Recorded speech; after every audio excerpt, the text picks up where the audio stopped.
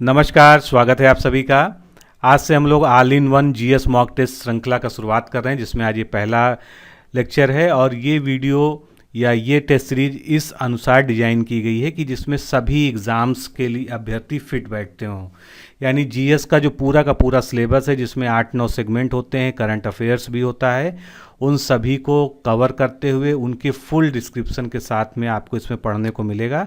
तो आप चाहे खंड शिक्षा अधिकारी की तैयारी कर रहे हो, या आरओ की लोअर पीसीएस मेंस देने जा रहे हो, या यूपी पीसीएस प्री देने जा रहे हो, इसके अलावा आप अन्य कोई भी वनडे एग्ज़ाम देने जा रहे हो जहां पर जीएस या जीके से संबंधित प्रश्न पूछे जाते हैं, तो आपके लिए ये सीरीज बहुत ही बेनिफिशियल है। इसको रेगुलर फॉलो कीजिएगा। इसमें मैं आपको 40 प्रश्न और उनकी पूरी व्याख्या के साथ में आपको उसका हल बताऊंगा। और प्रश्न ऐसे होंगे जो बहुत ही ट्रिकी होंगे, अति संभावित प्रश्न होंगे, और आपके परीक्षा में उस तरह के प्रश्न आपको देखने को मिल सकते हैं। और उसकी व्याख्या में उससे रिलेटेड यानी उस टॉपिक से रिलेटेड सारी डिटेल्स को मैं आपको बताऊंगा। तो इस सीरीज को जो लोग भी रेगुलर फॉलो करेंगे, निश्चित रूप से उनको आने वाले एग्ज़ाम में बहुत ही मदद मिलने वाली है। तो चलिए शुरू करते हैं हम आज का सेगमेंट। पहला प्रश्न देखते हैं। ऋग्वैदिक कालीन सभ्यता में निम्नलिखित में से किसमें प्रधानतः चारों वर्णों का एक साथ उल्लेख मिलता है? जो चारों वर्ण बताए गए हैं ऋग्वेद में, उनका सबका एक साथ जो है किस सूक्त में उसका उल्लेख मिलता है? तो 4 ऑप्शन आपके सामने है: दान स्तुति, सूर्य सूक्त, पुरुष सूक्त और उण सूक्त। तो इसमें सही उत्तर क्या होगा? पुरुष सूक्त इसका सही उत्तर होगा। पुरुष सूक्त में जो है चारों वर्णों का एक साथ उल्लेख मिलता है। ऋग्वेद में वर्णित पुरुष सूक्त प्रथम स्रोत माना जाता है, जिसमें चारों वर्णों का एक साथ उल्लेख मिलता है।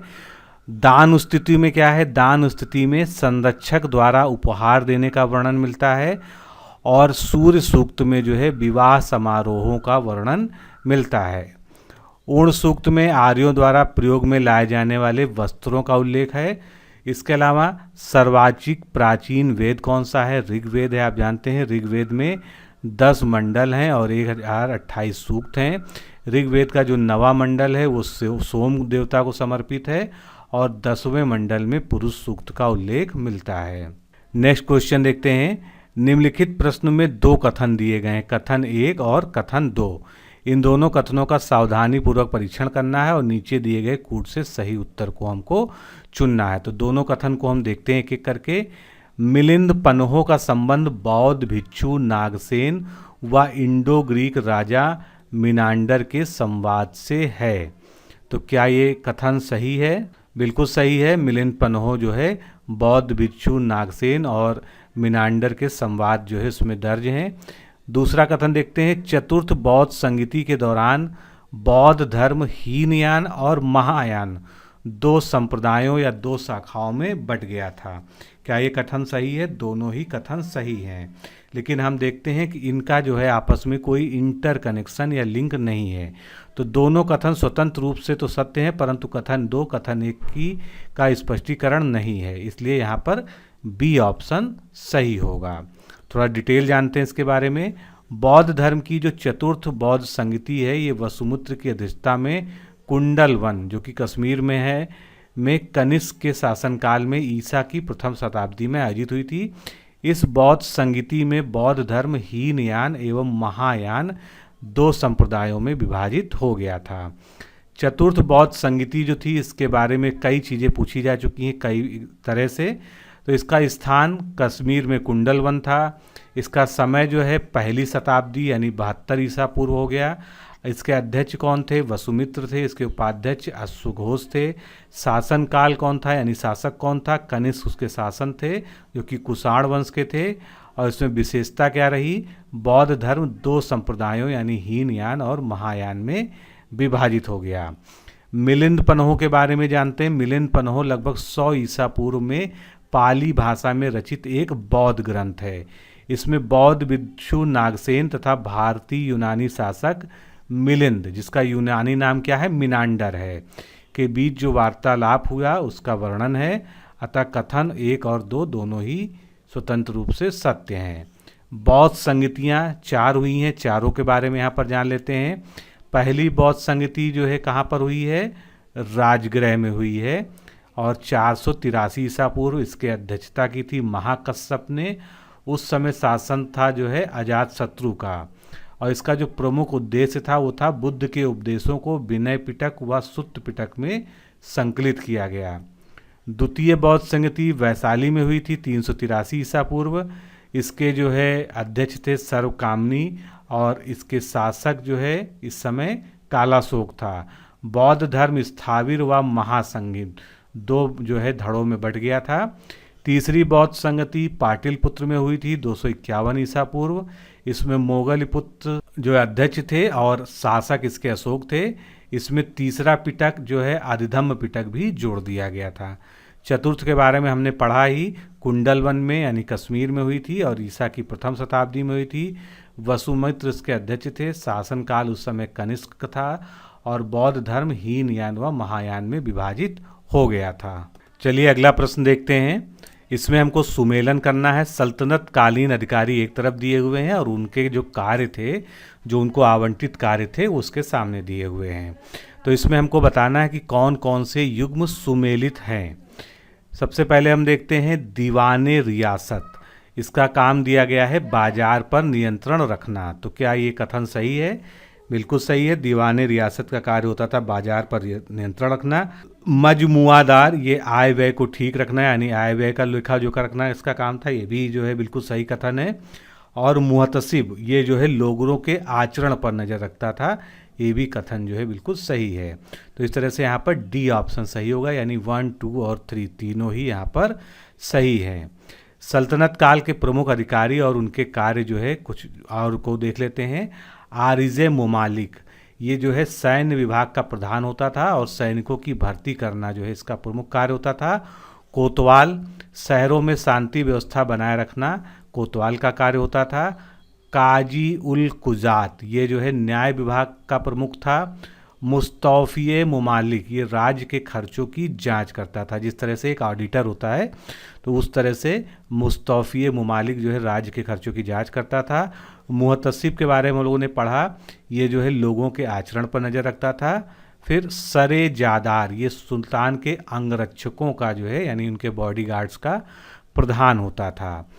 ईसाए मुमालिक, ये पत्राचार विभाग का प्रमुख होता था। मजमुआदार, आय व्यय को ठीक रखना इसका कार्य था। खाजिन जो अधिकारी होता था ये राजकीय आय को संग्रहित करता था। अमीर दाद, ये बड़े नगरों का मजिस्ट्रेट होता था। मुफ्ती, ये धर्मों पर व्याख्यान देते थे, यानी एक तरह से धर्म गुरु हुआ करते थे। मुसरीफ ए मुमालिक, ये महालेखाकार की तरह जो है कार्य करता था। मत सरसरिफ, ये जो है शाही कारखाने की देखभाल करता था। रसालते मुमालिक, ये विदेश विभाग का प्रमुख होता था। सद्र उस सुदूर, ये धर्म संबंधी कार्यों का प्रमुख होता था। और दीवाने रियासत, ये बाजार पर नियंत्रण रखता था। अगला प्रश्न देखते हैं। 1857 के विद्रोह के बाद अंग्रेजों ने निम्नलिखित में से किसे लड़ाकू जाति नहीं घोषित किया गया था? 4 ऑप्शन आपके सामने हैं, पंजाबी, बिहारी, गोरखा और पठान। इनमें से किसको लड़ाकू जाति नहीं घोषित किया गया था? तो इसमें से बिहारियों को जो है लड़ाकू जाति नहीं घोषित किया गया था। 1857 की क्रांति जमीनी स्तर पर भले ही असफल हो गई थी, परंतु इसके तात्कालिक व दूरगामी रूप में कई सकारात्मक व नकारात्मक परिणाम हुए। बिहार, अवध, मध्य भारत व दक्षिण भारत के सैनिकों ने प्रारंभिक समय में अंग्रेजों की भारत विजय में सहायता प्रदान की थी, परंतु 1857 में उनके भाग लेने के कारण उन्हें गैर लड़ाकू घोषित कर दिया गया तथा उनको सेना में भर्ती करना बंद कर दिया गया। यानी जो गैर लड़ाकू जातियां थीं उनको जो है अंग्रेजी सेना में भर्ती उनको अब नहीं किया जाने लगा। वहीं दूसरी ओर विद्रोह को कुचलने में सहायता प्रदान करने वाले जैसे पंजाबी थे, पठान थे, गोरखे थे, कुछ इनको लड़ाकी जातियों में घोषित किया गया तथा इन्हें बड़ी संख्या में सेना में भर्ती किया गया। अगला प्रश्न देखते हैं। सूची 1 को सूची 2 से सुमेलित करना है। एक एक करके देखते हैं। तो भारत आने वाला प्रथम यूरोपीय यात्री कौन था? बहुत ही आसान प्रश्न है। वास्को डिगामा था, निश्चित रूप से हम सभी को पता है। भारत का प्रथम पुर्तगीज गवर्नर या पुर्तगाली गवर्नर कौन था? Francisco de Almeida. भारत आने वाला प्रथम ब्रिटिश नागरिक कौन था? ये कौन था? John Mildenhall. और भारत आने वाला द्वितीय पुर्तगाली कौन था? Pedro Alvares Cabral. तो इस तरह से हमारे पास सुमेलन के बाद जो है कौन सा ऑप्शन सही हुआ? बी ऑप्शन जो है यहाँ पर करेक्ट है। एक बार इसको रिवाइज करेंगे। भारत आने वाला प्रथम यूरोपीय यात्री वास्को डी गामा, भारत का प्रथम पुर्तगीज governor Francisco de Almeida, Bharat आने वाला पहला ब्रिटिश नागरिक जॉन मिल्डन हॉल, और भारत आने वाला द्वितीय पुर्तगाली यात्री पेड्रो अल्वारेज कैब्राल। अगला प्रश्न देखते हैं, निम्नलिखित टिप्पणी को सावधानी पूर्वक पढ़िए। यानी जो प्रश्न हमारे बन रहा है वो इस पूरे पैरा से संबंधित है। इस अपवाह प्रतिरोध यानी ड्रेनेज पैटर्न, जो अपवाह तंत्र के अंतर्गत जो है ड्रेनेज पैटर्न बनते हैं, इसमें क्षेत्र की एक प्रमुख जलधारा होती है और उसकी शाखाएं विभिन्न दिशाओं से आकर मुख्य जलधारा में मिल जाती हैं।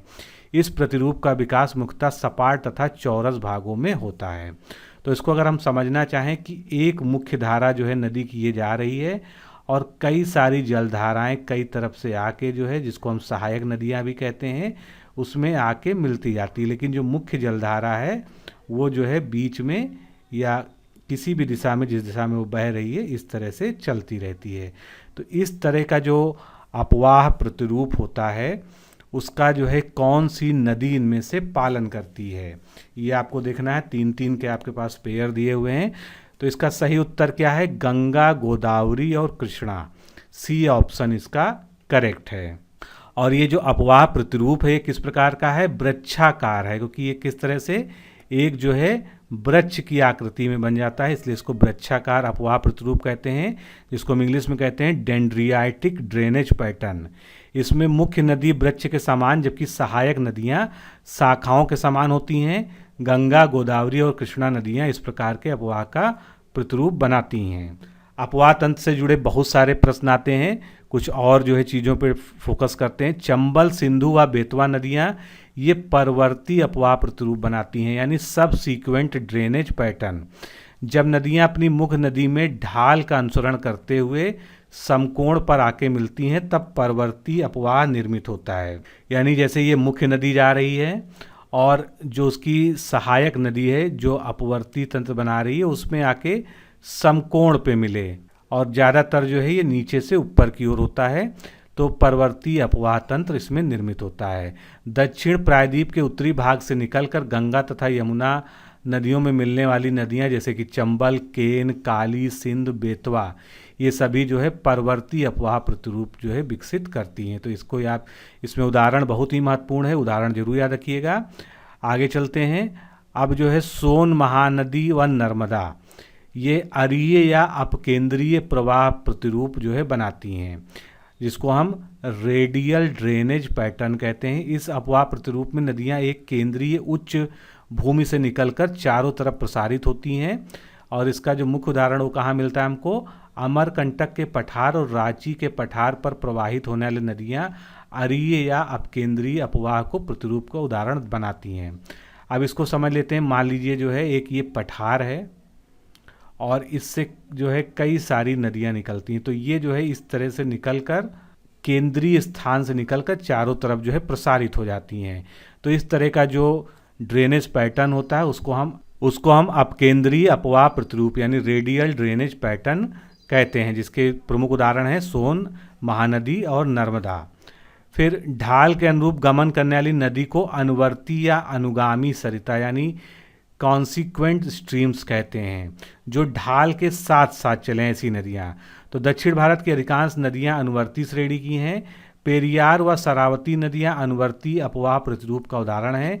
अनुवर्ती नदियाँ जब प्रादेशिक ढाल का अनुसरण करते हुए प्रवाहित होती हैं तब इस प्रकार का अपवाह प्रतिरूप बनता है, यानी कि जो नदियाँ जो है ढाल के सहारे जो है चलती चली जाती हैं वो अनुवर्ती अपवाह प्रतिरूप बनाती हैं। आगे चलते हैं। अध्यारोपित अपवाह प्रतिरूप, जिसको हम सुपर इम्पोज्ड ड्रेनेज पैटर्न कहते हैं, ये थोड़ा सा स्पेशल है, इसको यहाँ समझ लेते हैं। जब किसी भू आकृतिक प्रदेश में धरातलीय संरचना नीचे की संरचना से भिन्न होती है तो इस प्रकार की प्रवाह प्रणाली का विकास होता है। उदाहरण के लिए अगर गोंडवाना लैंड जो है अफ्रीकन प्लेट से जब अलग हुआ था तो उसके परिणामस्वरूप धरती से लावा जो है निकला था। लावा के फैलाव से प्रायद्वीपीय भारत के नदियों की घाटियां विलुप्त हो गईं और प्रायद्वीपीय भारत पर वर्षा के उपरांत लावा युक्त चट्टानें अपरदित हो गईं और नदियां अपनी पुरानी घाटियों में प्रवाहित होने लगीं। ऐसे अपवाह प्रतिरूप को अध्यारोपित अपवाह प्रतिरूप कहते हैं, इसको हम इंग्लिश में कहते हैं सुपर इम्पोज्ड। अध्यारोपित अपवाह प्रतिरूप का उदाहरण प्रायद्वीपीय भारत की नदियों में देखने को मिलता है।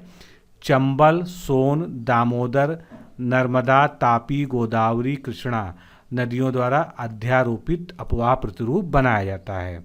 अगला अपवाह प्रतिरूप देखते हैं जो कि बहुत कॉमन है उत्तर भारतीय नदियों में, जिसको हम कहते हैं पूर्ववर्ती या एंटीसेडेंट ड्रेनेज सिस्टम।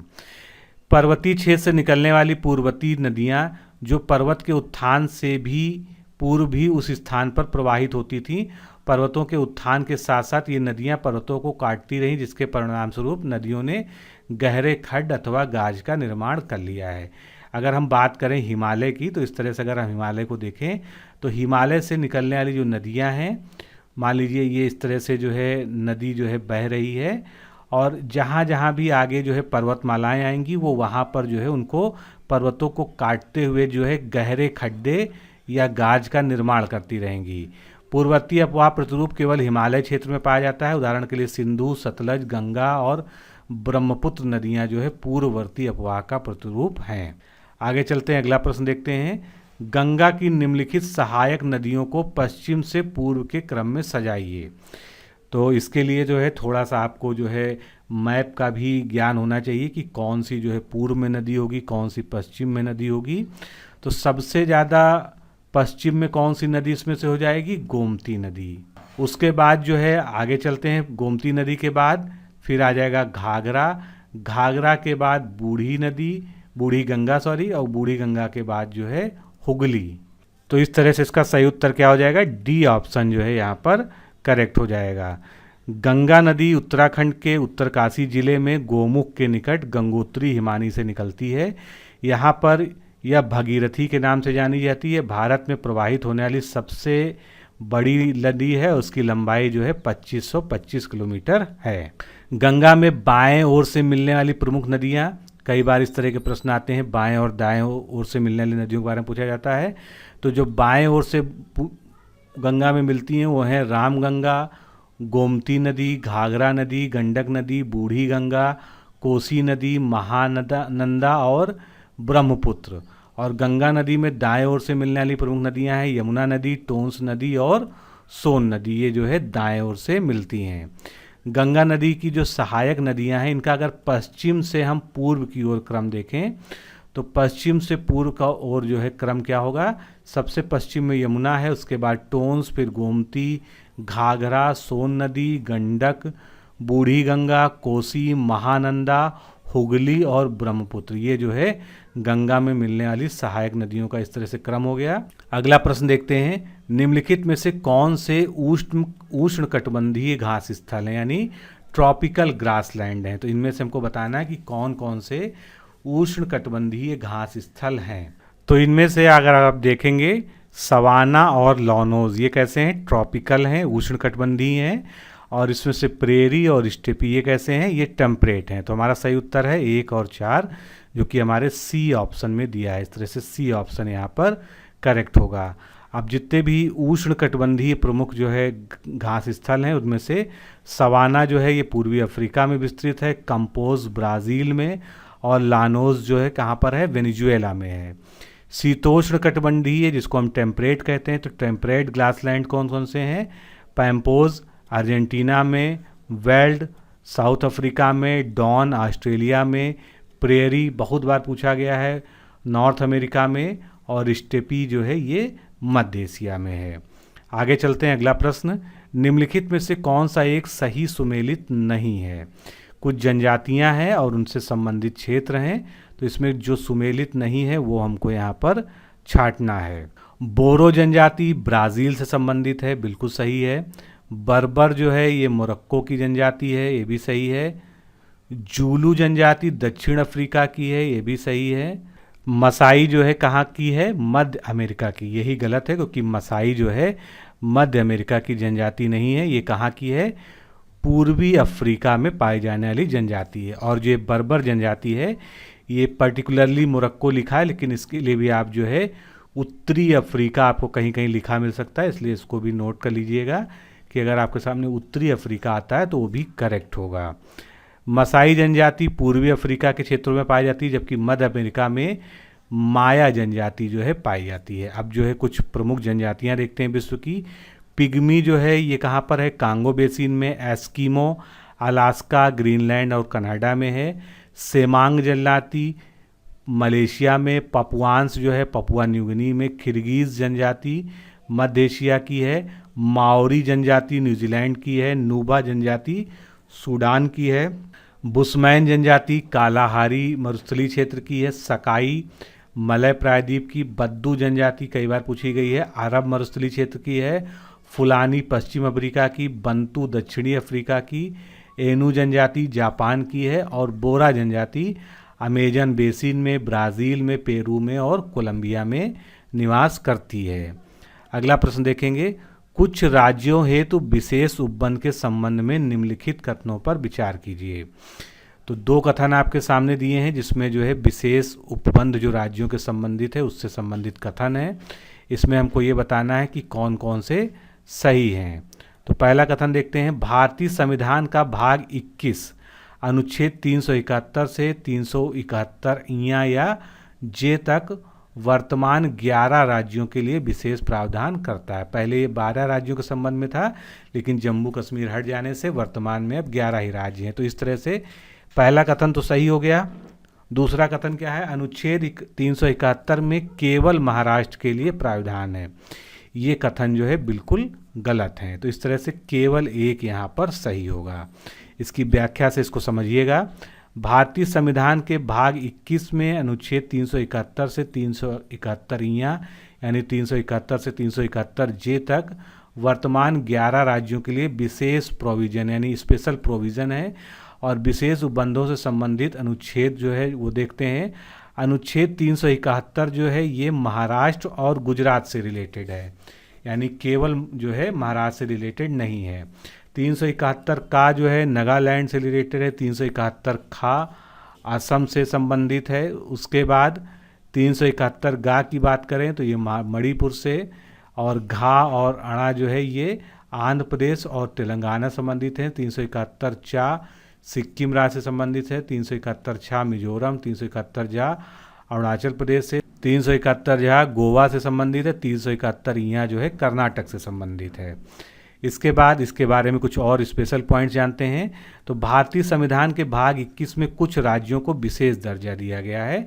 इस भाग में दो अनुच्छेद हैं, 370 है और 371 है, जिसमें अनुच्छेद 370 के तहत जम्मू कश्मीर के लिए विशेष प्रावधान किया गया था, परंतु 2019 में केंद्र सरकार ने जम्मू कश्मीर का विशेष दर्जा समाप्त करते हुए उसे केंद्र शासित प्रदेश बना दिया है। संविधान के भाग 21 में अनुच्छेद 371 के विभिन्न खंडों में अलग अलग राज्यों से संबंधित उपबंध दिए गए हैं और वर्तमान में ऐसी व्यवस्था 11 राज्यों के लिए लागू है। अगला प्रश्न, राष्ट्रीय मानवाधिकार आयोग यानी नेशनल ह्यूमन राइट्स कमीशन का गठन किस वर्ष किया गया था? बहुत ही महत्वपूर्ण और बहुत ही आसान प्रश्न है। तो राष्ट्रीय मानवाधिकार आयोग का गठन जो है 1993 में 1993 में किया गया था। इसमें राष्ट्रपति के द्वारा सेवानिवृत्त जज, अधिकारी तथा प्रमुख नागरिकों की नियुक्ति की जाती है। यह आयोग मानवाधिकारों के प्रति जन जागरूकता व चेतना प्रसारित करने का कार्य करता है। जुलाई 2019 में मानवाधिकार संरक्षण संशोधन अधिनियम 2019 ने मानवाधिकार संरक्षण अधिनियम 1993 का स्थान ले लिया है, यानी 2019 में जो है इसकी जगह पर मानवाधिकार संरक्षण संशोधन अधिनियम 2019 पारित हो चुका है। आयोग के अध्यक्षों और सदस्यों की नियुक्ति प्रधानमंत्री के नेतृत्व में गठित 6 सदस्यीय समिति के सिफारिश पर राष्ट्रपति के द्वारा की जाती है। यानी नियुक्ति कौन करता है? तो राष्ट्रपति करता है, और ये पैनल जो होता है नियुक्ति का उसमें 6 सदस्य होते हैं। अभी चयन समिति किन लोगों से मिलकर बनती है? प्रधानमंत्री, लोकसभा का अध्यक्ष, राज्यसभा का उपसभापति, दोनों सदनों के विपक्ष के नेता और केंद्रीय गृह मंत्री। इतने लोग यानी कुल ये 6 सदस्यीय चयन समिति होती है। आयोग की संरचना क्या होती है? आयोग जो है एक बहुसदस्यीय संस्था है जिसमें एक अध्यक्ष होता है, 4 सदस्य होते हैं और 4 पदेन सदस्य होते हैं जिनका कार्यकाल 5 वर्ष की अवधि या 70 वर्ष जो भी हो पहले होता है। अध्यक्ष जो है एससी यानी सुप्रीम कोर्ट का सेवानिवृत्त मुख्य न्यायाधीश ही होता है। कई बार ये क्वेश्चन पूछा गया है कि क्या ये कंपलसरी है कि जो है मानवाधिकार आयोग का अध्यक्ष सुप्रीम कोर्ट का एक रिटायर्ड जज होगा या मुख्य न्यायाधीश ही होगा? तो मुख्य न्यायाधीश ही जो है होना चाहिए रिटायर्ड। एक सदस्य जो होता है वो सुप्रीम कोर्ट में कार्यरत या सेवानिवृत्त कोई भी न्यायाधीश हो सकता है। अगला सदस्य किसी भी हाई कोर्ट का कार्यरत या सेवानिवृत्त न्यायाधीश हो सकता है। अन्य 2 सदस्य जो है मानवाधिकारों से संबंधित विषयों का और ज्ञान और अनुभव रखने वाले व्यक्ति होते हैं। 4 पदेन सदस्य होते हैं जो विभिन्न राष्ट्रीय आयोगों के अध्यक्ष होते हैं, जैसे कि राष्ट्रीय अल्पसंख्यक आयोग का अध्यक्ष, राष्ट्रीय महिला आयोग की अध्यक्ष, राष्ट्रीय अनुसूचित जाति आयोग का अध्यक्ष और राष्ट्रीय अनुसूचित जनजाति आयोग का अध्यक्ष। तो ये जो है इसमें पदेन सदस्य होते हैं। अगला प्रश्न देखते हैं, प्रश्न संख्या 12। इस प्रश्न में 2 कथन दिए हुए हैं। दोनों कथन का हमको परीक्षण करना है और कूट से हमको सही उत्तर का चयन करना है। पहला कथन देखते हैं, भारतीय संविधान का अनुच्छेद 30 अल्पसंख्यक वर्ग को परिभाषित करता है। तो क्या जो है अनुच्छेद 30 में अल्पसंख्यक वर्ग की परिभाषा दी हुई है? बिल्कुल नहीं दी हुई है। पहला कथन जो है असत्य है। संविधान केवल भाषाई और धार्मिक अल्पसंख्यक वर्ग को मान्यता प्रदान करता है। क्या ऐसा है? बिल्कुल सही है, क्योंकि संविधान जो है केवल भाषाई और धार्मिक अल्पसंख्यक वर्ग को मान्यता प्रदान करता है। तो इसका सही उत्तर क्या होगा? डी ऑप्शन इसका सही हो गया। कथन 1 असत्य है और कथन 2 जो है सत्य है। भारतीय संविधान के अनुच्छेद 30(1) में वर्णित है कि सभी अल्पसंख्यक वर्गों को भाषा तथा धर्म के आधार पर अपनी रुचि के अनुसार शिक्षण संस्थानों की स्थापना, उस पर नियंत्रण तथा प्रशासन का अधिकार है। अनुच्छेद 30 में अल्पसंख्यक वर्ग को परिभाषित नहीं किया गया है, परंतु इसमें भाषाई व धार्मिक अल्पसंख्यक वर्ग को मान्यता दी गई है। अगला प्रश्न देखते हैं, भारत में प्रथम जाति पर आधारित जनगणना कब हुई थी? 1921 में या 1931 में, 1951 में या 2011 में? तो पहली जाति आधारित जो है जनगणना कब हुई थी? 1931 में हुई थी, 1931। बी ऑप्शन यहाँ पर करेक्ट होगा। भारत में पहली जनगणना कब हुई थी? 1872 में हुई थी, लॉर्ड मेयो के शासनकाल में। ये जो है व्यवस्थित जनगणना नहीं थी। उसके बाद 1881 में लॉर्ड रिपन के समय में नियमित दशकीय जनगणना की शुरुआत हुई थी और भारत में प्रथम जाति आधारित जनगणना 1931 में हुई थी। 1921 को जनसंख्या का महान विभाजक वर्ष तथा 1951 को जनसंख्या का लघु विभाजक वर्ष कहा जाता है। 1921 में जो है 1921 से जो है जनगणना में एकदम से तेजी से बहुत उछाल आया था, इसी वजह से 1921 को जनगणना का महान विभाजक वर्ष कहा जाता है। आगे चलते हैं, अगला प्रश्न देखते हैं। जनगणना 2011 के अनुसार केरल के बाद सर्वाधिक साक्षरता वाला दूसरा राज्य निम्नलिखित में कौन सा है? यानी केरल जो है सर्वाधिक साक्षर राज्य है भारत का, लेकिन दूसरे नंबर का राज्य कौन सा है ये हमको बताना है। 4 ऑप्शन आपके सामने हैं, मिजोरम, त्रिपुरा, गोवा और हिमाचल प्रदेश। तो दूसरे नंबर का जो राज्य है वो है मिजोरम। ए ऑप्शन यहाँ पर करेक्ट होगा। अब शीर्ष 5 राज्य हम देखते हैं। केरल जिसकी 94% है साक्षरता दर, उसके बाद जो है मिजोरम, फिर त्रिपुरा, उसके बाद गोवा और उसके बाद हिमाचल प्रदेश। अगला प्रश्न देखते हैं, ग्लोबल वार्मिंग में कमी के लिए हरित गृह उत्सर्जन यानी ग्रीन हाउस इफेक्ट के अंतर्गत जो इमिशन होता है उसको नियंत्रित करने की प्रणाली जो क्योटो प्रोटोकॉल के तहत सामने आई थी वो कौन सी है? तो क्योटो प्रोटोकॉल में जो है हरित गृह उत्सर्जन के लिए एक प्रणाली का विकास करने की बात कही गई थी, वो है क्लीन डेवलपमेंट मैकेनिज्म यानी CDM। तो इसका बी ऑप्शन सही होगा। इसके बारे में थोड़ा सा जानते हैं। CDM प्रणाली यानी कि clean development mechanism global warming में कमी के लिए हरित गृह गैस उत्सर्जन नियंत्रण की एक प्रणाली है जो क्योटो प्रोटोकॉल के तहत सामने आई थी। उसके अंतर्गत वनीकरण, कार्बन सिंक तथा अन्य देशों की कार्बन न्यूनीकरण की परियोजनाएं सम्मिलित हैं। क्योटो प्रोटोकॉल ग्रीन हाउस गैसों के निकास को कम करने से संबंधित एक महत्वपूर्ण समझौता है। इसे 11 दिसंबर 1997 को जापान के क्योटो शहर में UNFCCC यानी United Nations framework convention on climate change के तीसरे सम्मेलन में स्वीकार किया गया था। अगला प्रश्न देखते हैं, निम्नलिखित में से गलत कथन को हमको चिन्हित करना है। तो इनमें से गलत कथन कौन सा है ये हमको देखना है। पहला कथन देखते हैं, जैव ऑक्सीजन मांग, जिसको हम BOD कहते हैं यानी बायोलॉजिकल ऑक्सीजन डिमांड, जलीय पारिस्थितिकी तंत्रों में प्रदूषण के आमापन के लिए उत्तरदायी एक मानदंड है। ये बिल्कुल सही है। इससे जो है जल स्रोतों में प्रदूषण का पता चलता है। किसी क्षेत्र में BOD की अगर अधिकता है तो इस बात का संकेत देती है कि उसका जल सीवेज से प्रदूषित है। ये भी कथन जो है बिल्कुल सही है। भूजल में सॉर्बिटॉल तथा फॉर्मल्डिहाइड जैसे जानलेवा रसायन मिलते हैं जो आर्सेनिक, फ्लोराइड और यूरेनियम जैसे रसायनों से भी जानलेवा हैं। ये जो है कथन यहाँ पर गलत है। तो इसका सही उत्तर क्या है? C ऑप्शन जो है इसका करेक्ट है।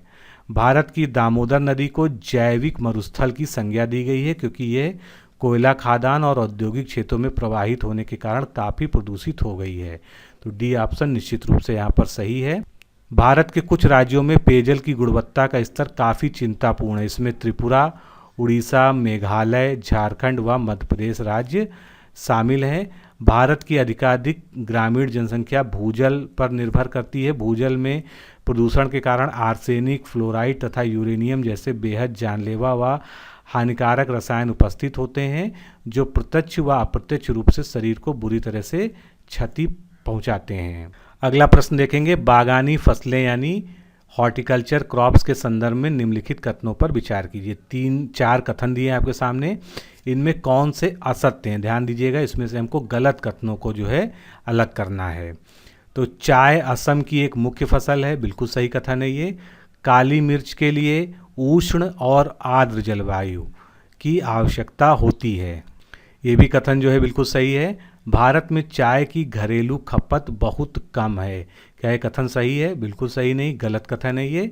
और चौथा कथन क्या है? लौंग इलेटेरिया कार्डिमोमम वैज्ञानिक नाम वाले सदाबहार वृक्ष की पुष्प कलिका यानी फ्लावर बर्ड है, क्या ये सही है? ये कथन भी गलत है। तो इस तरह से 3 और 4 गलत है। C ऑप्शन जो है यहाँ पर सही होगा। चाय भारत की एक महत्वपूर्ण बागानी फसल है। चाय के उत्पादन एवं उपभोग में भारत चीन के बाद जो है विश्व में दूसरे स्थान पर है। भारत में चाय के उत्पादन में अग्रणी राज्य कौन सा? असम है। अतः कथन 1 सही है जबकि कथन 3 सही नहीं है। काली मिर्च के लिए उष्ण एवं आर्द्र जलवायु की आवश्यकता होती है। इसके लिए 15 डिग्री सेंटीग्रेड से 30 डिग्री सेंटीग्रेड तक वार्षिक तापमान तथा लगभग 200 सेंटीमीटर वर्षा की आवश्यकता होती है। काली मिर्च को इसकी उपयोगिता के आधार पर काला सोना भी कहा जाता है। अगले कथन का परीक्षण करते हैं, इलेटेरिया कार्डेमोमम, ये क्या है? ये इलायची का वैज्ञानिक नाम है, ना कि लौंग का। जबकि लौंग का जो है वैज्ञानिक नाम क्या है? यूजीनिया कैरियोफाइलेटा। ये जो है यूजीनिया कैरियोफाइलेटा नामक मध्यम कद वाले सदाबहार वृक्ष की सूखी हुई पुष्प कलिका होती है। अगला प्रश्न देखते हैं, सूची 1 में कुछ संस्थान दिए हुए हैं, सूची 2 में संबंधित राज्य दिए हुए हैं जहां पर वो स्थित हैं। इसका हमको जो है सुमेलन करना है। तो केंद्रीय गन्ना अनुसंधान संस्थान कहाँ पर है? केंद्रीय गन्ना अनुसंधान संस्थान तमिलनाडु के कोयम्बटूर में है। केंद्रीय आलू अनुसंधान संस्थान ये कहाँ पर है? ये हिमाचल प्रदेश में है, शिमला में। केंद्रीय तंबाकू अनुसंधान संस्थान ये आंध्र प्रदेश के राजमुंद्री नामक प्लेस पे है। और केंद्रीय खाद्य प्रौद्योगिकी अनुसंधान संस्थान ये कहाँ पर है? मैसूर में है, जो कि कर्नाटक राज्य में है। तो इस तरह से इसका सही उत्तर क्या हो गया? D ऑप्शन जो है इसका करेक्ट हो गया। एक बार इसको फिर से देख लेते हैं। केंद्रीय गन्ना अनुसंधान संस्थान कोयम्बटूर तमिलनाडु में है। केंद्रीय आलू अनुसंधान संस्थान शिमला हिमाचल प्रदेश में है। केंद्रीय तंबाकू अनुसंधान संस्थान राजमुंद्री आंध्र प्रदेश में है। और केंद्रीय खाद्य प्रौद्योगिकी अनुसंधान संस्थान मैसूर कर्नाटक में है। कृषि से संबंधित अन्य कुछ महत्वपूर्ण संस्थान देखते हैं। भारतीय कृषि अनुसंधान संस्थान कहाँ पर है? नई दिल्ली में। भारतीय चीनी तकनीकी संस्थान कहाँ पर है? कानपुर में, जो कि उत्तर प्रदेश में है। भारतीय लाख अनुसंधान संस्थान रांची में है, झारखंड राज्य में। बीरबल साहनी पुरा वनस्पति संस्थान लखनऊ में है, उत्तर प्रदेश के। केंद्रीय नारियल अनुसंधान संस्थान ये कासरगोड केरला में है। केंद्रीय लीची अनुसंधान संस्थान ये मुजफ्फरपुर बिहार में है। केंद्रीय औषधि अनुसंधान संस्थान जिसे CDRI कहते हैं ये लखनऊ में है उत्तर प्रदेश में। केंद्रीय कपास अनुसंधान संस्थान ये नागपुर में है। भारतीय चारागाह व चारा अनुसंधान संस्थान ये जो है झांसी में है, जो कि कई बार एग्जाम में आ चुका है। भारतीय बागवानी अनुसंधान संस्थान कहाँ पर है? बेंगलुरु में है। केंद्रीय कृषि अभियांत्रिकी संस्थान जिसको नीरी भी कहते हैं ये भोपाल में है मध्य प्रदेश में। केंद्रीय उष्णकटिबंधीय बागवानी संस्थान लखनऊ में है। केंद्रीय शीतोष्ण बागवानी संस्थान श्रीनगर में है। केंद्रीय शुष्क बागवानी संस्थान बीकानेर राजस्थान में। और भारतीय सब्जी अनुसंधान संस्थान वाराणसी उत्तर प्रदेश में है। इसके अलावा केंद्रीय कंद वर्गीय फल अनुसंधान संस्थान त्रिवेंद्रम केरल में है। केंद्रीय रोपण फसल अनुसंधान संस्थान कासरगोड केरल में है। राष्ट्रीय नींबू वर्गीय फल अनुसंधान संस्थान नागपुर महाराष्ट्र में है। राष्ट्रीय अंगूर अनुसंधान केंद्र पुणे में है। और राष्ट्रीय केला अनुसंधान संस्थान त्रिची नामक जगह है तमिलनाडु में, वहाँ पर है। अगला प्रश्न देखेंगे, भारत में उत्पादित होने वाले एक फसल के लिए निम्नलिखित परिस्थितियाँ जिम्मेदार हैं। यानी एक फसल की जलवायु, मिट्टी, किस तरह की वर्षा होनी चाहिए, सारे फैक्टर यहाँ पर दिए हुए हैं और हमको उस फसल का अनुमान लगाना है कि वो किस फसल के लिए ये सारी चीज़ें दी हुई हैं। तो पहला है उपजाऊ बलुई मृदा होनी चाहिए, शीतोष्ण जलवायु होनी चाहिए, 50 सेंटीमीटर तक औसत वार्षिक वर्षा होनी चाहिए और 10 डिग्री से 15 डिग्री तक का जो है तापमान होना चाहिए। तो ये सारी परिस्थितियाँ जो है किसके लिए सटीक हैं? रबी की फसल गेहूँ, ए ऑप्शन जो है यहाँ पर करेक्ट होगा। गेहूँ शीतोष्ण जलवायु की खाद्य फसल है। इसकी बुआई के लिए उपजाऊ बलुआ मृदा सहित 10 डिग्री से 15 डिग्री तक का तापमान और 50 सेंटीमीटर तक की वर्षा आवश्यक है। लर्मा रोजो, मैक्रोनी, सोनारा 64, VL 829, HS 355, HS 420 गेहूं की कुछ प्रमुख किस्में हैं। विश्व में गेहूं उत्पादन में चीन के बाद जो है भारत दूसरे स्थान पर है। और भारत में अगर बात करें तो उत्तर प्रदेश, मध्य प्रदेश तथा पंजाब ये गेहूं के उत्पादन में 3 अग्रणी राज्य हैं। चावल के बारे में भी जान लेते हैं। चावल उष्णार्द्र जलवायु की खाद्य फसल है। इसकी रोपाई के लिए 25 डिग्री सेंटीग्रेड से अधिक तापमान की आवश्यकता होती है। जिन मृदाओं में जल धारण की अधिक क्षमता विद्यमान होती है वे उस फसल के लिए सर्वाधिक अनुकूल होते हैं। इसके लिए 100 सेंटीमीटर से अधिक वर्षा की आवश्यकता होती है। जया, साकेत, सुगंधा, पूजा, कावेरी, गोविंद, रत्ना, पूरक 33, लूनी श्री ये सभी धान की कुछ प्रमुख उपजाऊ किस्में हैं। भारत में चावल उत्पादन में पश्चिम बंगाल, उसके बाद उत्तर प्रदेश और पंजाब अग्रणी राज्य हैं। विश्व में चावल उत्पादन में भारत चीन के बाद जो है द्वितीय स्थान पर आता है।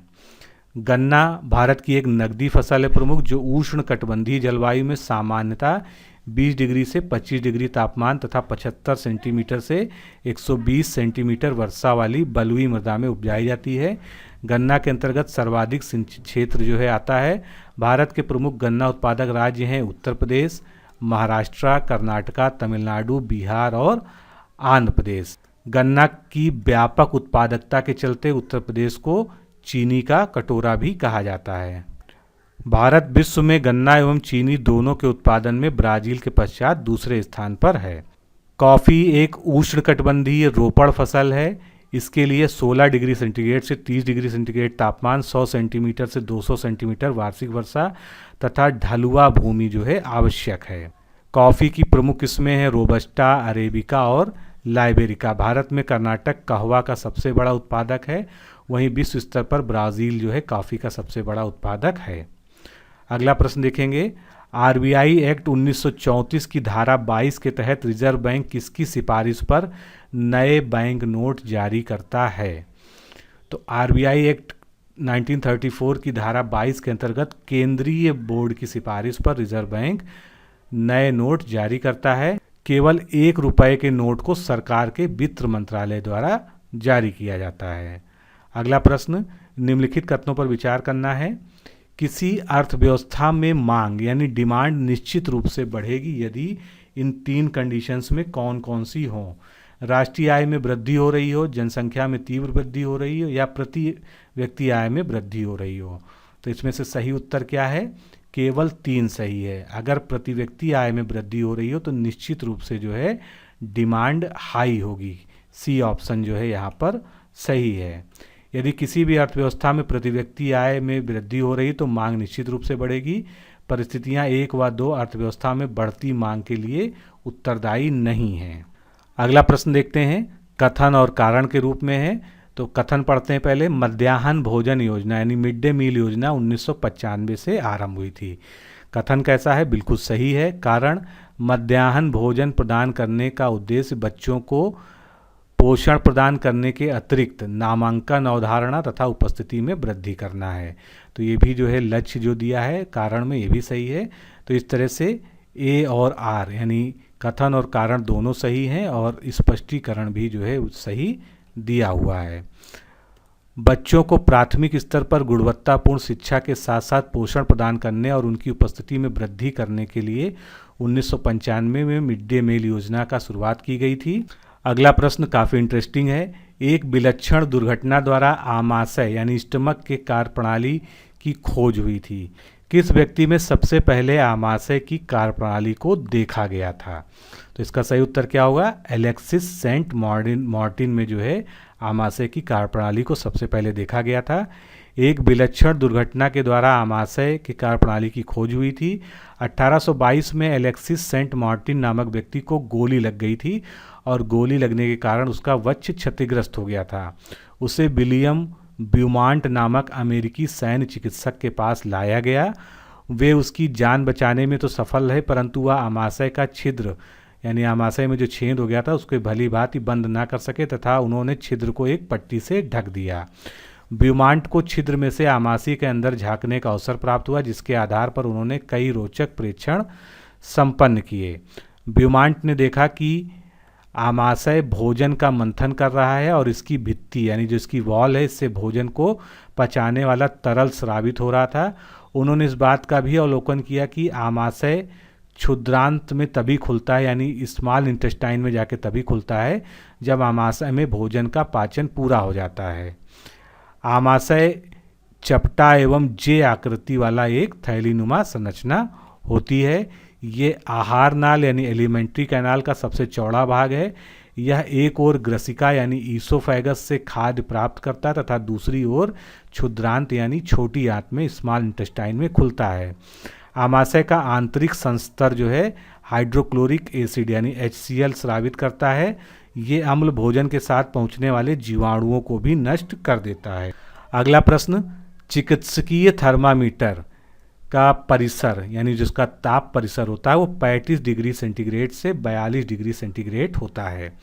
क्या ये कथन सही है? इसमें आपको जो है सही कथन बताने हैं। तो बिल्कुल सही कथन है। प्रयोगशाला तापमापी यानी जो लैब में थर्मामीटर इस्तेमाल होता है उसका परिसर 10 डिग्री सेंटीग्रेड से 110 डिग्री सेल्सियस तक होता है। विभिन्न प्रकार के तापमापी में से चुने गए ऊपर के 2 तापमापियों के परिसर के संबंध में कौन से कथन सही हैं? तो दोनों ही कथन जो है सही हैं। इस तरह से सी ऑप्शन हमारा यहाँ पर सही होगा।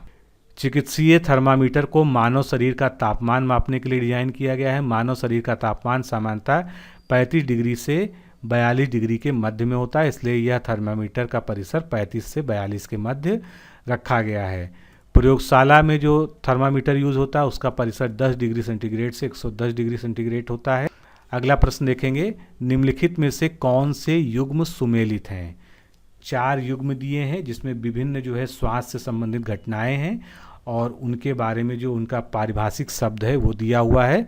तो इसमें हमको सुमेलन देखना है कि कौन कौन से सुमेलित हैं। ऑक्सीजन से समृद्ध वायु को अंदर लेना क्या कहलाता है? एक्सपायरेशन कहलाता है। उच्छ्वसन नहीं, बिल्कुल गलत दिया है। कार्बन डाइऑक्साइड से समृद्ध वायु को बाहर निकालना यानी सांस को बाहर छोड़ना, ये क्या कहलाता है? इन्हेलेशन, गलत दिया हुआ है, इसको अंतःश्वसन नहीं कहते हैं। 1 मिनट में संपन्न होने वाला श्वसन, इसको रिस्पायरेटरी रेट या श्वसन दर कहते हैं, तो थर्ड ऑप्शन सही दिया हुआ है। और ऑक्सीजन के उपयोग द्वारा ग्लूकोज का विखंडन करना, ये अवायवीय श्वसन होता है, ये भी गलत है, ये अवायवीय श्वसन नहीं होता। इस तरह से केवल और केवल तीसरा कथन सही है, डी ऑप्शन यहाँ पर करेक्ट होगा। ऑक्सीजन से समृद्ध वायु को शरीर के अंदर लेना अंतःश्वसन कहलाता है, इनहेलेशन कहते हैं। और कार्बन डाइऑक्साइड से संबद्ध वायु को बाहर निकालना जो है उच्च श्वसन यानी एक्सपायरेशन कहते हैं, जिसको हम लोग कहते हैं सांस छोड़ना। कोई व्यक्ति 1 मिनट में जितनी बार भी श्वसन करता है वह उसकी श्वसन दर या रिस्पायरेटरी रेट कहलाती है। उसके बाद कोई वयस्क व्यक्ति विश्राम की अवस्था में औसत 1 मिनट में 15 से 18 बार सांस लेता है तथा बाहर छोड़ता है। अधिक व्यायाम करने पर श्वसन दर 25 बार प्रति मिनट तक बढ़ सकती है। जब ग्लूकोज का विखंडन ऑक्सीजन के उपयोग के द्वारा होता है तब इसे हम वायवीय श्वसन या ऑक्सी रिस्पायरेशन कहते हैं। और जब ऑक्सीजन की अनुपस्थिति में भोजन विखंडित होता है तो इस प्रक्रम को अवायवीय श्वसन या एनॉक्सी रिस्पायरेशन कहते हैं। अगला प्रश्न देखते हैं, चूने के पानी में कौन सा क्षारक यानी कौन सा बेस विद्यमान होता है? तो चूने के पानी में जो है कौन सा बेस होता है? Calcium hydroxide. ए ऑप्शन जो है यहाँ पर बिल्कुल करेक्ट होगा। अब कुछ बेसेज के नाम हैं और वो कहाँ पर पाया जाता है उससे हमको मिलान करना है। अमोनियम हाइड्रोक्साइड, ये जो है खिड़की के कांच आदि को साफ करने के लिए अपमार्जक में पाया जाता है। सोडियम हाइड्रोक्साइड या पोटेशियम हाइड्रोक्साइड ये साबुन में पाया जाता है। मैग्नीशियम हाइड्रोक्साइड, इसको जो है दूधिया मैग्नीशिया या मिल्क ऑफ मैग्नीशिया कहते हैं। कुछ अम्ल दिए हुए हैं, किसमें ये प्राप्त होते हैं ये हमको जो है यहाँ पर देखेंगे हम। तो एस्टिक एसिड सिरके में होता है, लैक्टिक एसिड दही में होता है, फॉर्मिक एसिड जो चींटी डंक मारती है उसमें होता है, ऑक्जेलिक एसिड पालक में पाया जाता है, साइट्रिक एसिड नींबू वर्ग के जितने भी फल होते हैं उनमें होता है, टार्ट्रिक एसिड इमली अंगूर और कच्चे आम में पाया जाता है, एस्कॉर्बिक एसिड जो है आंवला और सिट्रस फ्रूट में पाया जाता है। अगला प्रश्न, निम्नलिखित तथ्यों पर विचार कीजिए। 4 घटनाएं दी हुई हैं, कौन सी इनमें से पूर्ण आंतरिक परावर्तन यानी टोटल इंटरनल रिफ्लेक्शन क्रिया पर आधारित है? तंतु प्रकाशिकीय यानी फाइबर ऑप्टिक्स, ये जो है पूर्ण आंतरिक परावर्तन के सिद्धांत पर काम करती है। मृगमरीचिका भी जो है इसी सिद्धांत पर काम करती है, इसको मिराज कहते हैं। और कटे हीरे का जो जगमगाना वो भी इसी का उदाहरण है। लेकिन वर्षा की बूंद का गोलाकार प्रवृत्ति में होना ये जो है इससे संबंधित नहीं है। तो इसमें 1, 2, 3 ये तीनों ही जो है इससे संबंधित हैं। इस प्रकार बी ऑप्शन यहाँ पर करेक्ट होगा। अब ये जो पूर्ण आंतरिक परावर्तन है इसके बारे में थोड़ा सा जानते हैं। जब सघन माध्यम में आपतन कोण का मान क्रांतिक कोण से थोड़ा सा ही बढ़ाया जाता है तो संपूर्ण आपतित प्रकाश किरण अपवर्तित नाव के परावर्तन नियमों के अनुसार परावर्तित होकर सघन माध्यम में वापस लौट जाती है। ये घटना प्रकाश का पूर्ण आंतरिक परावर्तन यानी टोटल इंटरनल रिफ्लेक्शन कहलाती है। तंतु प्रकाशीय पूर्ण आंतरिक परावर्तन के सिद्धांत पर आधारित है। मरीजों के पेट के अंदर परीक्षण करने हेतु डॉक्टरों द्वारा प्रयुक्त एंडोस्कोप में फाइबर ऑप्टिक्स तकनीक का प्रयोग होता है जो प्रकाश के पूर्ण आंतरिक परावर्तन पर आधारित होता है। और मृगमरीचिका जो मिराज होता है वो क्या है? एक प्रकार का दृष्टि भ्रम है। इसके बनने के लिए भी प्रकाश के पूर्ण आंतरिक परावर्तन की ही प्रक्रिया होती है। हीरे का जो चमकना होता है उसका भी कारण जो है पूर्ण आंतरिक परावर्तन होता है। वर्षा की बूंद गोलाकार आकृति का कारण जो है ये पृष्ठतनाव होता है, यानी पृष्ठतनाव के कारण जो है वर्षा की बूंदें गोल होती हैं सरफेस टेंशन की वजह से। पृष्ठतनाव के गुण के कारण ही किसी द्रव का स्वतंत्र पृष्ठ हमेशा न्यूनतम क्षेत्रफल घेरने की प्रयत्न करता है, अतः वर्षा की बूंदें गोलाकार होती हैं। अगला प्रश्न, निम्नलिखित कथनों पर विचार कीजिए। 2 कथन दिए हुए हैं, इनमें से कौन से सही हैं हमको ये बताना है। द्रव को ठोस में परिवर्तित करने के लिए प्रक्रम संघनन या कंडेंसेशन कहलाता है। क्या ये ठीक है? बिल्कुल ठीक नहीं है। इसको हम कंडेंसेशन नहीं कहते हैं। वह प्रक्रम जिसमें गर्म करने पर ठोस पदार्थ द्रव में परिवर्तित हो जाता है उसको हम गलना या मेल्टिंग कहते हैं। ये जो है सही है, तो दूसरा ऑप्शन सही। इस तरह से बी ऑप्शन यहाँ पर यानी केवल 2 यहाँ पर सही होगा। द्रव को ठोस में परिवर्तित करने का प्रक्रम जो है हिमीकरण या फ्रीजिंग कहलाता है, जबकि गैस या वाष्प को द्रव में परिवर्तित करने का प्रक्रम जो है संघनन या द्रवण, जिसको हम कंडेंसेशन कहते हैं, कहलाता है। ऐसा प्रक्रम जिसमें गर्म करने पर ठोस पदार्थ द्रव में परिवर्तित हो जाता है उसे हम गलन कहते हैं। और जिस ताप पर ठोस पदार्थ गलता है तथा वायुमंडलीय दाब पर द्रव में परिवर्तित हो जाता है उसे उस पदार्थ का गलनांक या बॉइलिंग पॉइंट कहते हैं। अगला प्रश्न, उत्तर प्रदेश में होने वाले प्रथम कांग्रेस अधिवेशन की अध्यक्षता किसने की थी? यानी हमको ये सोचना पड़ेगा कि उत्तर प्रदेश में पहला कौन सा अधिवेशन हुआ था कांग्रेस का और उसके पहले अध्यक्ष कौन थे।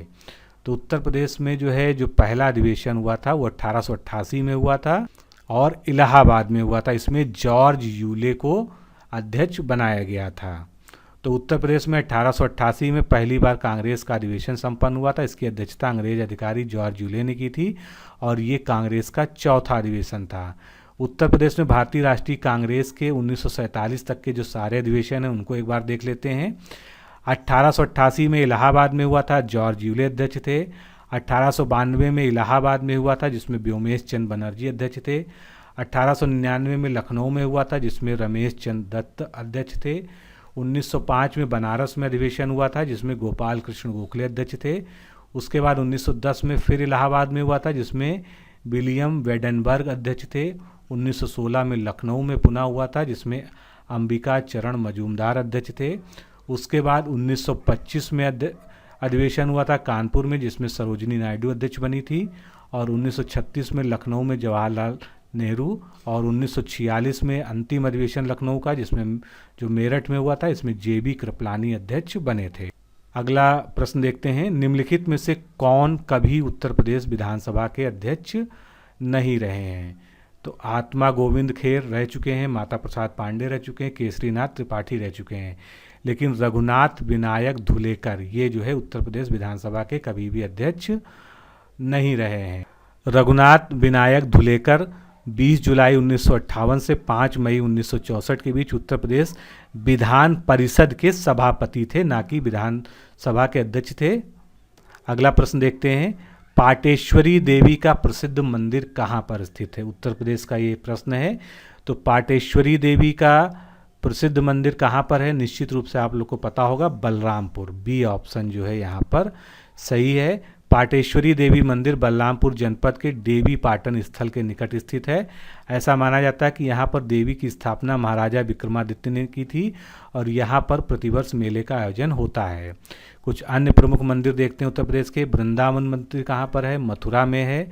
गोला गोकर्णनाथ मंदिर ये लखीमपुर खीरी में है। जेके टेम्पल कानपुर नगर में है। गोरखनाथ मंदिर गोरखपुर में है।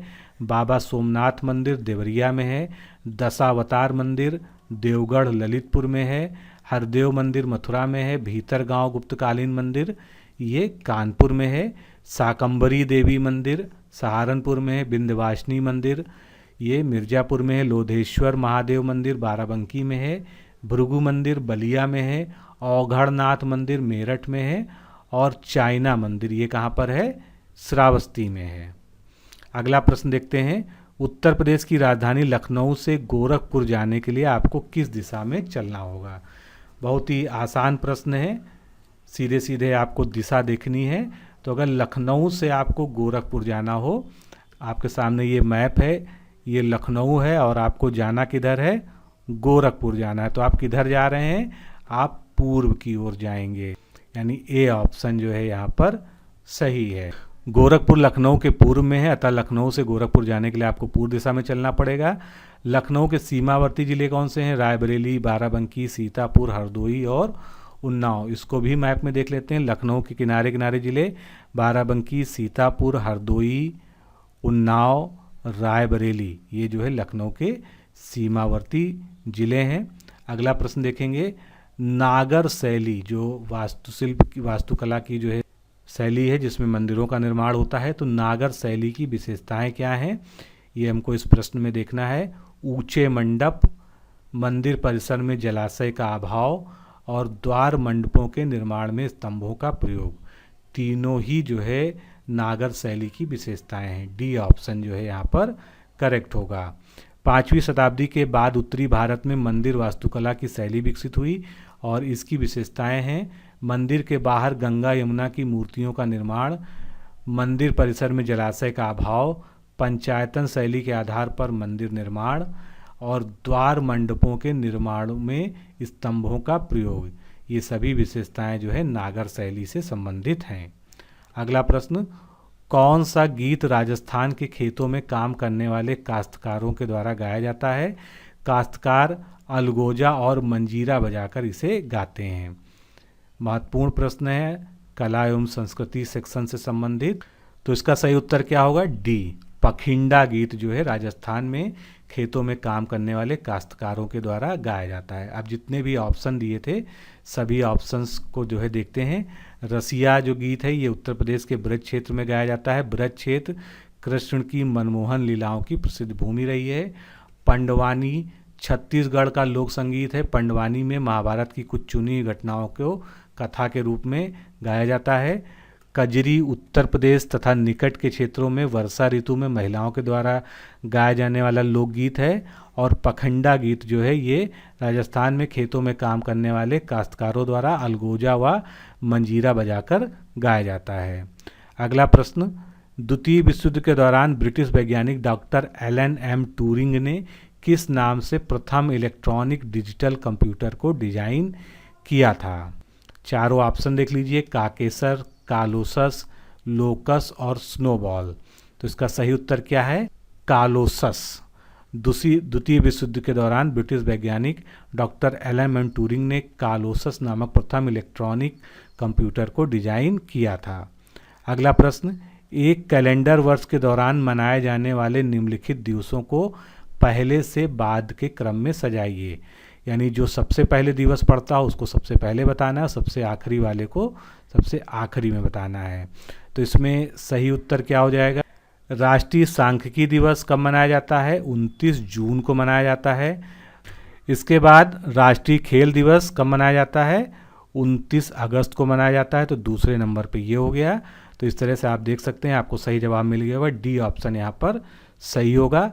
अब इसको हम क्रम से लगा लेते हैं। राष्ट्रीय सांख्यिकी दिवस 29 जून, राष्ट्रीय खेल दिवस 29 अगस्त, राष्ट्रीय कैंसर जागरूकता दिवस 7 नवंबर और राष्ट्रीय ऊर्जा संरक्षण दिवस 14 दिसंबर।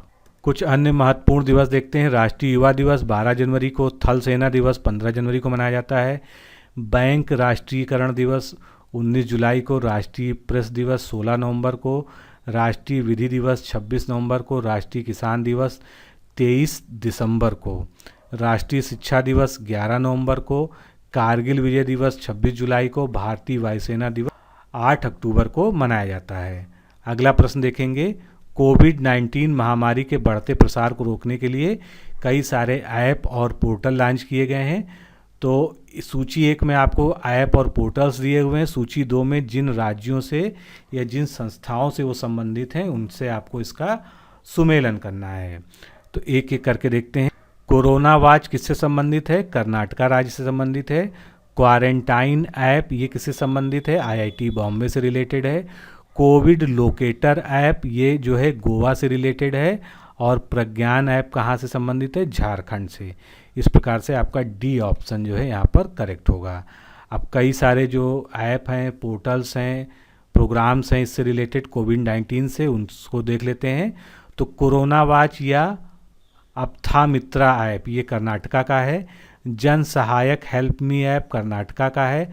आरोग्य सेतु कोविड-19 फीडबैक ये भारत सरकार का है। कोविड फार्मा आंध्र प्रदेश से संबंधित है। सहयोग ऐप भारतीय सर्वेक्षण विभाग का है। महाकवच ऐप महाराष्ट्र का है। टी कोविड-19 ये तेलंगाना का है। Quarantine app IIT Bombay. Covid e Bazaar Rajasthan से संबंधित है। एन कोविड-19 नागालैंड का है। एम कोविड-19 मिजोरम का है। Raj cop citizen app Rajasthan police से संबंधित है। वॉश करो ये जो है दिल्ली का है। आया या सेहत साथी ये जो है राजस्थान का है। कोरोना वायरस अलर्ट ये पंजाब से संबंधित है। ई कायाकल्प सीआईएसएफ का ऐप है। संयम ऐप ये पुणे म्यूनिसिपल कॉरपोरेशन से संबंधित ऐप है। तेलंगाना कोविड-19 ट्रेसर ये तेलंगाना पुलिस से रिलेटेड है। कोविड लोकेटर ऐप ये गोवा से संबंधित है। हरियाणा सहायक जैसा कि नाम में लगा हरियाणा से संबंधित है। उड़ीसा कोविड डैशबोर्ड उड़ीसा से है संबंधित। आयुष संजीवनी आयुष मंत्रालय का। आयुष कवच उत्तर प्रदेश का है। इसके अलावा सोडर ऐप ये गूगल का ऐप है। रक्षा सर्व कवच ये छत्तीसगढ़ से संबंधित है। सीजी कोविड-19 ई पास छत्तीसगढ़ का है। जन आपूर्ति ऐप उत्तराखंड। एग्जिट ऐप पश्चिम बंगाल, प्रज्ञाम झारखंड, दिल्ली कोरोना तो दिल्ली से संबंधित है। इसके अलावा एसएस ऐप दिल्ली का है, सेफ ट्रेसिंग ऐप ये केरल पुलिस से संबंधित है और प्रवासी राहत मित्र ऐप उत्तर प्रदेश से संबंधित है। अगला प्रश्न देखेंगे, मोटर वाहन संशोधन अधिनियम 2019 किस तिथि से प्रभावी हुआ है? तो मोटर वाहन संशोधन अधिनियम 2019 जो है 1 सितंबर 2019 से पूरे देश में प्रभावी हो चुका है। भारत में मोटर वाहन अधिनियम पहली बार 1988 में अस्तित्व में आया था। हाल ही में मोटर वाहन संशोधन विधेयक को 9 अगस्त 2019 को राष्ट्रपति द्वारा मंजूरी प्रदान की गई और 1 सितंबर 2019 से ये पूरे देश में प्रभावी हो गया। अब इसमें जो है कृत्य अपराध, उसमें जुर्माना राशि जो पहले ली जाती थी पुराने एक्ट में, उसके बाद वर्तमान एक्ट में कितनी ली जाती है? तो अगर कोई नशे में गाड़ी चलाता है तो जुर्माना राशि पहले 2000 थी, अब ये 10,000 कर दी गई है। बिना सीट बेल्ट के गाड़ी चलाने पे 100 रुपये की जगह अब 1000 कर दिया गया है। ओवर स्पीड गाड़ी चलाने पे पहले 400 रुपये था, लेकिन अब इसको जो है LMV पे यानी लाइट मोटर व्हीकल पे 1000 और मल्टीपर्पज़ व्हीकल पे 2000 कर दिया गया है। बिना लाइसेंस के गाड़ी चलाने पे पहले 500 रुपया था जुर्माना था, अब 5000 कर दिया गया है। आपातकालीन सेवा वाले वाहनों को रास्ता ना देने पर 10,000 रुपये का जुर्माना है। अगला प्रश्न, हाल ही में चर्चा रही पुस्तकों का उनके लेखकों के साथ हमको सुमेलन करना है। तो देखते हैं एक एक करके इनको। कागज की नाव ये किसके द्वारा लिखी गई है? नासिरा शर्मा। आशा एंड द स्पिरिट बर्ड ये किसने लिखी है? जसविंदर बिलान ने। The great tree and snake ये कृतिका पांडे की है। और स्वप्न पास ये किसने लिखी है? मनीषा कुलश्रेष्ठ ने। तो इस तरह से हमारा ऑप्शन कौन सा सही होगा? ए ऑप्शन यहाँ पर करेक्ट होगा। इसको एक बार और रिवाइज कर लेते हैं। कागज की नाव नासिरा शर्मा के द्वारा लिखी गई है। Asha and the spirit bird Jasbinder Bilan के द्वारा। The great tree and snake Kritika Pandey के द्वारा। और स्वप्न पास ये मनीषा कुलश्रेष्ठ के द्वारा लिखी गई है।